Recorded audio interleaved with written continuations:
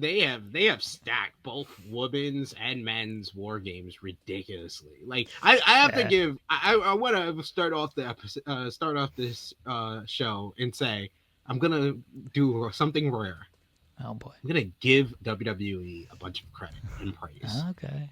because really think about it. The last like since 2022, Survivor Series is back. Survivor Series feels like a big four pay per view again. And I don't know if you know how long y'all been watching, but I've remembered Survivor Series and the many deaths of the Survivor Series. Survivor Series has been on its deathbed multiple times in my lifetime as a wrestling fan.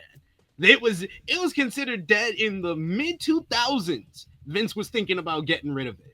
It was considered dead in 2013 when it was headlined by Randy Orton versus Big Show, and objectively the worst Survivor Series main event in the history of that whole show. It was considered dead then. It was a dead concept even when they brought back like a WWE title tournament in 2015. They even brought the whole bragging rights concept from a whole show from years earlier to Survivor Series to find some type of new life in the Survivor Series concept. And they dragged that the hell out for the next 5 years. I went to Survivor Series 2021 in Barclays Center in New York City.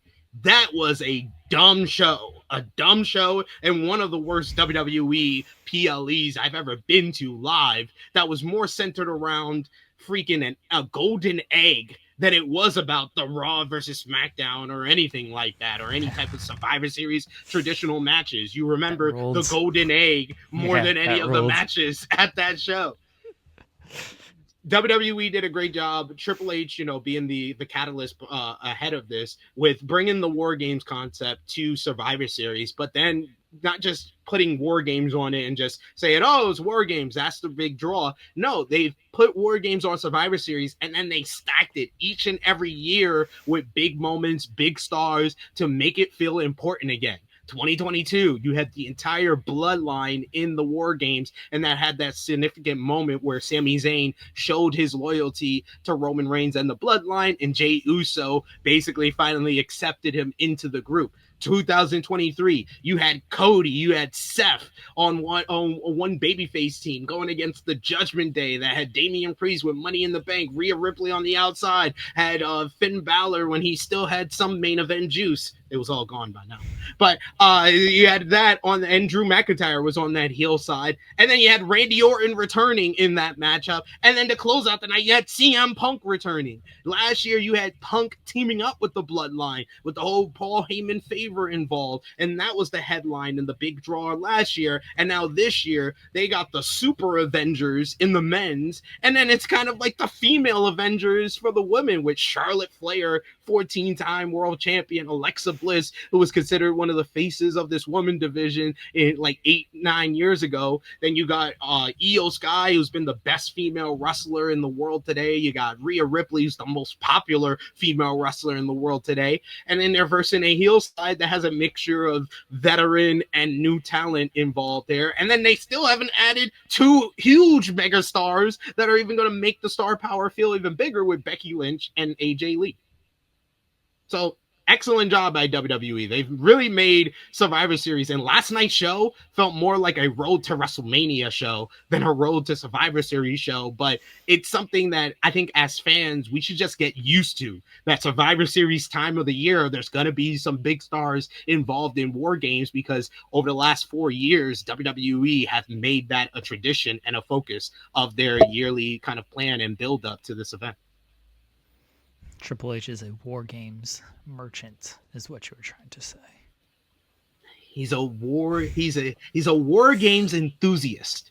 I'm gonna say it I'm gonna say it in positive light. He's a war games enthusiast, so he always puts his all into war games. He might not care about your Night of Champions and your Clash in Paris and your Crown Jewels, but he cares. War games and Survivor Series. Yeah, he definitely cares about war games. You know, he's so mad that he like never got in one of those matches as well. He's gonna return just to do one. He's gonna come out last. He's not gonna be able to do anything, unfortunately, because of his heart condition. But he's just gonna come in and just and then everybody just falls down. That's how everybody surrenders. They get water spit on him. Like, please stop spitting. He water tortures them with his spit. Man. Water boards them with just spitting. He's like, how much does he have stored in there? Oh my god! I quit. I give up. I quit. Stop. I quit. I surrender. Stop spewing all this water on me. Please stop. I've always felt, though, WWE does War Games wrong because they don't do the submit or surrender part of it. It kind of doesn't feel right. Yeah, they don't do the top on the top of the cage, and I understand the reason, and I've gotten the understanding of why they have that point of view, and it gives them more room to kind of do stunts and spots like that. So I understand that. But the submit and surrender, it's like, why not just go back to the tradition? It just makes more sense. If it's a war, it should be submit or surrender to win the matchup. Well, they put the more emphasis on the games is the thing. You're right. Yeah, you're war right. is not good. They're not a political company. You're right. They appeal to children, so that's why they go with the games. True. And they're literally trying to make toys and stuff. You can't do a toy with a cell on the top of it because then you can't play with it. True. So you got to have the cage where you can get your hands in there. That's my theory anyway. And a Slim Jim submission of War Games. Slim Jim submit or surrender match is going to be the name of this damn thing within the next year. It's not even going to be called War Games anymore. Regal, say the line, Slim Jim submits surrender. There's plenty more over on Fightful Overbooked. Click that subscribe button, tap that bell, get your notifications. And while you're at it, like the videos. Interact with them. Say some stuff. We want to hear from you. While you're at it, join us every Monday through Friday, 10 a.m. Eastern, live for In the Weeds. You might like it.